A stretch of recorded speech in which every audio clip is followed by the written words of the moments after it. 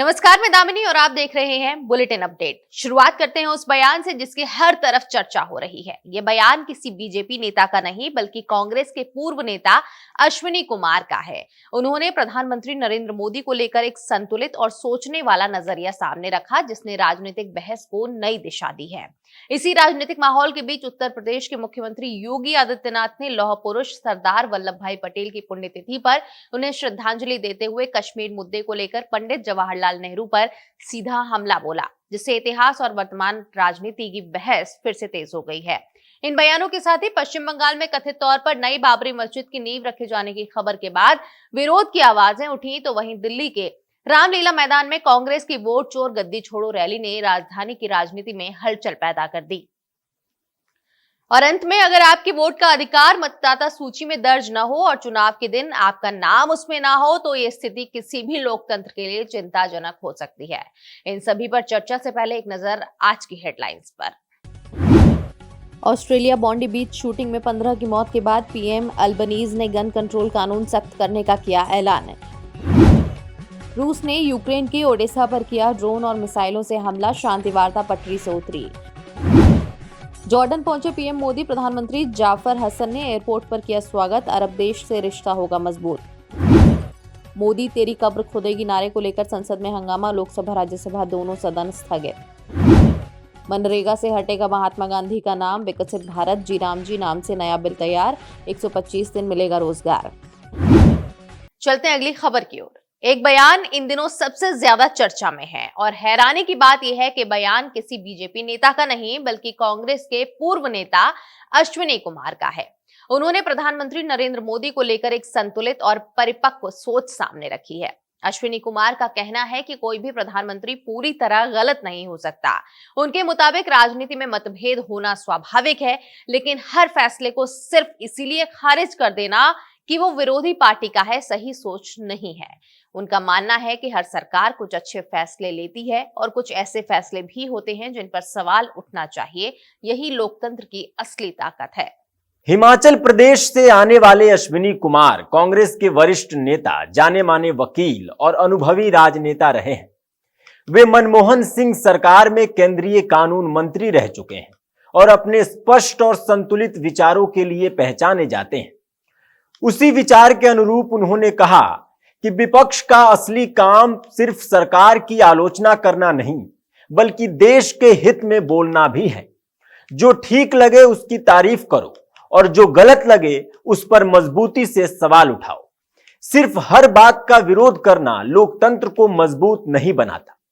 अश्विनी कुमार के मुताबिक आज की राजनीति में सबसे बड़ी कमी है संकीर्ण सोच। उन्होंने कहा कि अगर राजनीति में उदार विचार और सबसे बड़े नजरिए वाले लोग होंगे तभी देश आगे बढ़ेगा। सत्ता का इस्तेमाल जनता की भलाई के लिए होना चाहिए, न कि केवल राजनीतिक फायदे के लिए। अपनी बात को समझाने के लिए उन्होंने डॉक्टर मनमोहन सिंह और पंडित जवाहरलाल नेहरू का उदाहरण भी दिया। उन्होंने कहा कि इन नेताओं ने हमेशा देश हित और लोकतांत्रिक मूल्यों को प्राथमिकता दी है और आज भी राजनीति को उसी सोच की जरूरत है। उन्होंने कांग्रेस पार्टी को लेकर आत्ममंथन की बात कही। अश्विनी कुमार ने कहा कि कांग्रेस को खुद से सवाल पूछने होंगे कि वो एक मजबूत और असरदार विपक्ष की भूमिका क्यों नहीं निभा पा रही है। सिर्फ सरकार को दोष देने से पार्टी मजबूत नहीं होगी। और उत्तर प्रदेश के मुख्यमंत्री योगी आदित्यनाथ ने लौह पुरुष सरदार वल्लभ भाई पटेल की पुण्यतिथि पर उन्हें श्रद्धांजलि अर्पित की।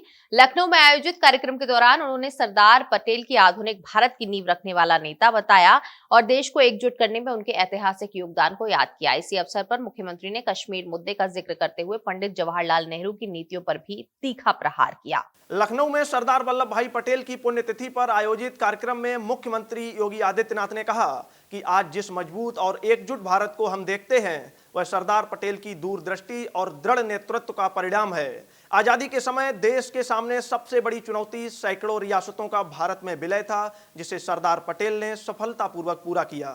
स्वतंत्र भारत में भारत की व्यवस्था कैसे होनी चाहिए और कैसा भारत हमें चाहिए, भारत के अंदर की उन सभी रियासतों को जिनकी संख्या देश के अंदर उस समय 567 थी। इन 567 रियासतों को भारत गणराज्य का हिस्सा बना करके वर्तमान भारत का जो स्वरूप है, अगर सही मायने में कहें तो इस वर्तमान स्वरूप के शिल्पी के रूप में यह भारत सदैव लौह पुरुष सरदार वल्लभ भाई पटेल का स्मरण करेगा। मुख्यमंत्री ने अपने संबोधन में जूनागढ़ और हैदराबाद का उदाहरण देते हुए कहा कि इन रियासतों के शासक भारत में शामिल होना नहीं चाहते थे, लेकिन सरदार पटेल ने राजनीतिक सूझबूझ और रक्तहीन क्रांति के जरिए इन दोनों रियासतों को भारत गणराज्य का हिस्सा बनाया। हर व्यक्ति जानता है जूनागढ़ का नवाब, हैदराबाद का निजाम नहीं चाहते थे कि भारत गणराज्य में शामिल हो, क्योंकि जब ये देश आजाद हो रहा था, टू नेशन थ्योरी को अंग्रेजों ने जब देश के अंदर लागू किया तो ब्रिटिश हुकूमत ने उस समय देशी रियासतों को इस बात की स्वतंत्रता दी कि वे भारत गणराज्य में शामिल होना चाहें या पाकिस्तान में या अपना स्वतंत्र अस्तित्व बनाए रखना चाहें, यह उनको स्वतंत्रता दी गई थी। भारत की सभी देशी रियासत भारत गणराज्य का हिस्सा बनने के लिए जितने भी हिंदू रियासतें थीं, उन्होंने भारत गणराज्य का हिस्सा बनने में सहमति व्यक्त की। जूनागढ़ का नवाब और हैदराबाद का निजाम मना कर दिया। जम्मू कश्मीर रियासत को कहां शामिल किया जाए, वह असमंजस की स्थिति में थे। तो पंडित जवाहरलाल नेहरू ने उसे अपने हाथों में लिया कि मैं इसके बारे में आगे पहल करूंगा। जूनागढ़ और हैदराबाद को भारत का हिस्सा बनाना है और एक रक्तहीन क्रांति के माध्यम से केवल सरदार साहब की सूझबूझ के परिणाम स्वरूप ये दोनों रियासतें भारत गणराज्य का हिस्सा बनी।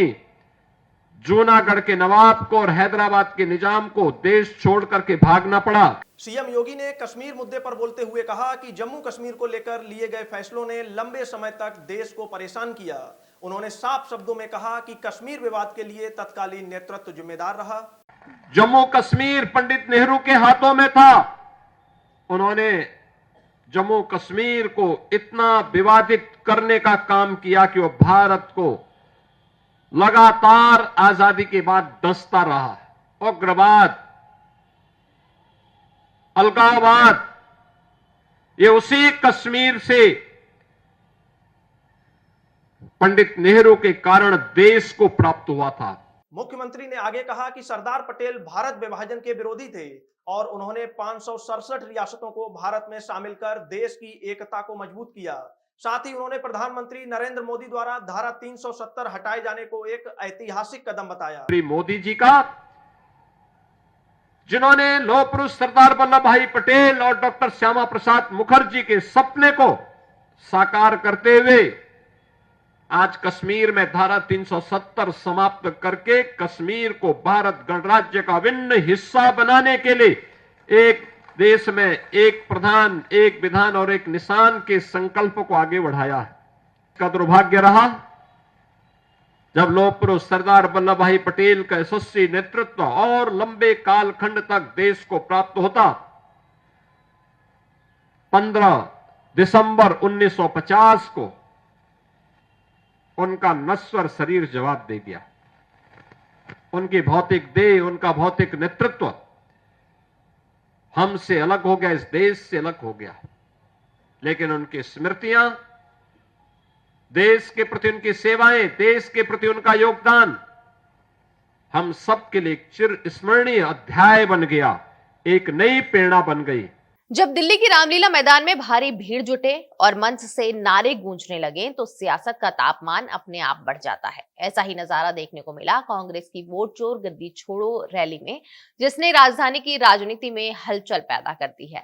करीब 1 महीने की तैयारी के बाद कांग्रेस ने ये रैली की। पार्टी का दावा था कि वो 5 करोड़ हस्ताक्षरों के साथ मैदान में उतरी है। हालांकि खास बात यह रही कि मंच पर सिर्फ कांग्रेस के नेता ही नजर आए। इंडी अलायंस के किसी भी दल को इसमें शामिल नहीं किया गया था। यानी ये रैली पूरी तरह कांग्रेस ने अपने दम पर की। रैली का सबसे बड़ा केंद्र रहे राहुल गांधी, जिनके भाषण पर सबकी नजर थी। उन्होंने क्या कहा और क्या संदेश दिया, आइए जानते हैं इस रिपोर्ट में। उन्होंने अपने भाषण में 3 बड़े विरोधियों के नाम लिए: प्रधानमंत्री नरेंद्र मोदी, गृह मंत्री अमित शाह और आरएसएस प्रमुख मोहन भागवत। राहुल गांधी ने कहा कि ये तीनों उनकी सबसे बड़ी चुनौती है और पार्टी इनसे पूरी तरह निपटने के लिए तैयार है। लेकिन रैली में कुछ विवादित नारे भी लगे। कुछ कार्यकर्ताओं ने मोदी तेरी कब्र खुदेगी जैसे नारे लगाए, जो सोशल मीडिया पर वायरल हो गए।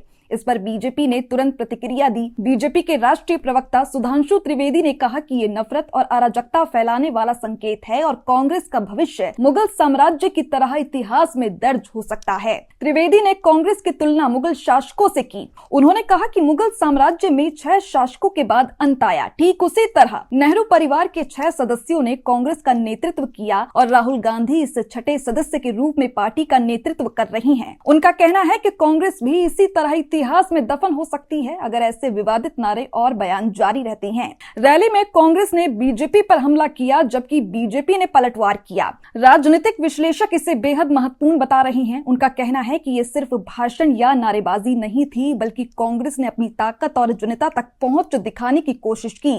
वहीं बीजेपी इसे विपक्ष की कमजोरी और चेतावनी के रूप में देख रही है। अब अगर आपके पास वोट देने का हक हो लेकिन चुनाव के दिन मतदाता सूची में आपका नाम ही न मिले तो ये किसी भी लोकतंत्र के लिए गंभीर चिंता का विषय है। अब यही सवाल उत्तर प्रदेश में भी उठ खड़ा हुआ है। मुख्यमंत्री योगी आदित्यनाथ ने हाल ही में मतदाता सूची के विशेष गहन पुनरीक्षण यानी कि एसआईआर से जुड़े आंकड़े सामने रखे हैं। इन आंकड़ों ने कई सवाल खड़े कर दिए हैं। आखिर इसमें क्या सामने आया और इसका क्या मतलब है, आइए आपको विस्तार से बताते हैं। जानकारी के मुताबिक जनवरी 2025 में यूपी में कुल 15 करोड़ 44 लाख मतदाता सूचीबद्ध थे, लेकिन एसआईआर के बाद ये संख्या घटकर केवल 12 करोड़ रह गई, यानी करीब 4 करोड़ मतदाता सूची से बाहर हैं। सीएम ने इसे गंभीर चुनौती कहा और भाजपा कार्यकर्ताओं को हर बूथ पर घर घर जाकर पात्र मतदाताओं के नाम सूची में जोड़ने का निर्देश दिया। सीएम योगी ने कहा कि 18 साल से ऊपर हर व्यक्ति का नाम मतदाता सूची में होना चाहिए। उन्होंने कार्यकर्ताओं से अपील की है कि वो इस 14 दिन के अतिरिक्त समय का पूरा इस्तेमाल करें और सुनिश्चित करें कि कोई भी पात्र मतदाता सूची से छूट न जाए। उनका कहना था कि ये काम सिर्फ संख्या बढ़ाने तक सीमित नहीं है, बल्कि ये 2027 में होने वाले विधानसभा चुनाव की तैयारी का भी हिस्सा है। सीएम ने ये भी चेतावनी दी कि इस 4 करोड़ मतदाताओं में 85 से 90% उनके समर्थक है और इस वजह से ये जिम्मेदारी और भी बड़ी हो जाती है। उन्होंने कहा कि हाल ही में एक जनपद के दौरे पर उन्हें कुछ ऐसे फॉर्म मिले जिनमें बांग्लादेशी नागरिकों के नाम शामिल थे। इसका मतलब है कि सावधानी बरतना कितना जरूरी है। उन्होंने कार्यकर्ताओं को निर्देश दिया कि सिर्फ 98 या 99% पूरा होने का दावा ना करें। असली काम तब होता है जब हर बूथ पर 100% पात्र मतदाता सूची में जुड़ जाए। उन्होंने जोर दिया कि विपक्ष चाहे कितना भी चालाक हो, लेकिन भाजपा की सावधानी और तैयारी से हर चुनौती का सामना किया जा सकता है। सीएम ने यह भी स्पष्ट किया कि ये अभियान केवल पार्टी कार्यकर्ताओं की जिम्मेदारी नहीं है, बल्कि हर स्थानीय नेता, बूथ अध्यक्ष और जिला अधिकारी की भी जिम्मेदारी है। उनका कहना था कि जनता तक सही जानकारी पहुंचाना और हर मतदाता को सूची में दर्ज कराना ही लोकतंत्र की मजबूती है। यूपी में इस अभियान के जरिए भाजपा हर बूथ पर पैनी निगरानी बनाए हुए है। सरकार और चुनाव आयोग की ओर से जारी एसआईआर फॉर्म भरने की प्रक्रिया का सही इस्तेमाल करना अब हर कार्यकर्ता की जिम्मेदारी बन गई है। इस कदम से अगले विधानसभा चुनाव की दिशा में चुनावी तैयारियों और सत्ता की तस्वीर साफ दिखाई दे रही है। यूपी में इस अभियान का असर न सिर्फ चुनावी रणनीति पर होगा, बल्कि ये दिखाता है कि लोकतंत्र में हर वोटर का अधिकार कितना महत्वपूर्ण है। तो आज हमारे इस बुलेटिन अपडेट में इतना ही, लेकिन खबरों का सिलसिला लगातार ऐसे ही जारी रहेगा। आप बने रहिए हमारे साथ और देखते रहिए भारत अपडेट।